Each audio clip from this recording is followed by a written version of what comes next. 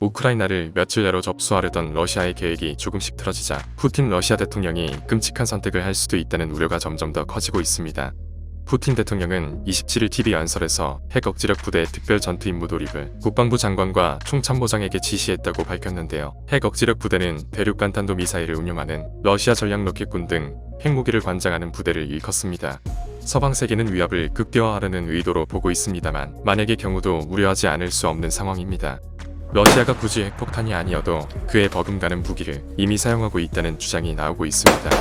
국제법상 금지된 진공폭탄을 얘기합니다. CBS, MBC 등에 따르면 옥사나 마르카로바 미국 주재 우크라이나 대사는 28일 의회에서 러시아군을 겨냥 그들은 오늘 진공폭탄을 사용했다라며 이는 실제로 제네바 협약에 의해 금지된 것이라고 말했습니다.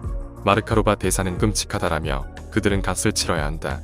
그들은 고립돼야 한다라고 목소리를 높였습니다. 진공폭탄은 폭발과 함께 주변 대기에 영향을 미쳐 대양 살상 효과를 내는 무기입니다. 폭발 시 주변을 진공 상태로 만들어 살상 효과를 내는 폭탄인데요.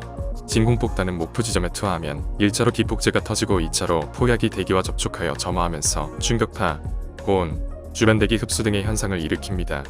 핵폭탄과 유사한 파괴 효과를 내지만 방사선이나 낙진 등과 같은 부작용이 없습니다. 핵폭탄을 제외한 폭탄 중 가장 큰 위력을 갖고 있는 걸로 유명합니다.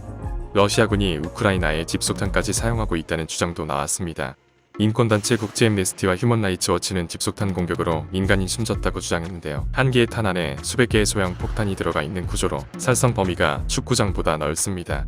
하늘에서 수백 발의 탄이 쏟아지는 모습에 강철비라는 살벌한 이름으로 불리기도 합니다.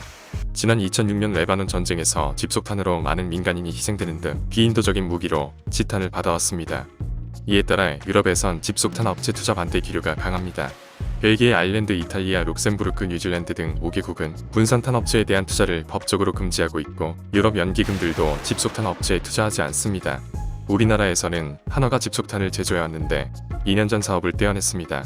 방위 산업을 포함한 세계 여러 곳에서 다양한 영역에서 사업을 진행 중인 한화 입장에서는 국제적으로 이슈가 되고 있는 집속탄 사업을 계속할 경우 회사의 이미지뿐만 아니라 해외 투자를 받는데도 어려움을 겪을 수 있기 때문입니다. 외신은 러시아가 앞으로 더욱 잔악한 무기를 사용할 가능성이 높다고 경고하고 있습니다. MBC 방송 등 외신들은 진격이 지체된 러시아가 민간 지역에 대한 무차별 포격까지 감행할 수도 있다는 가능성을 언급했습니다.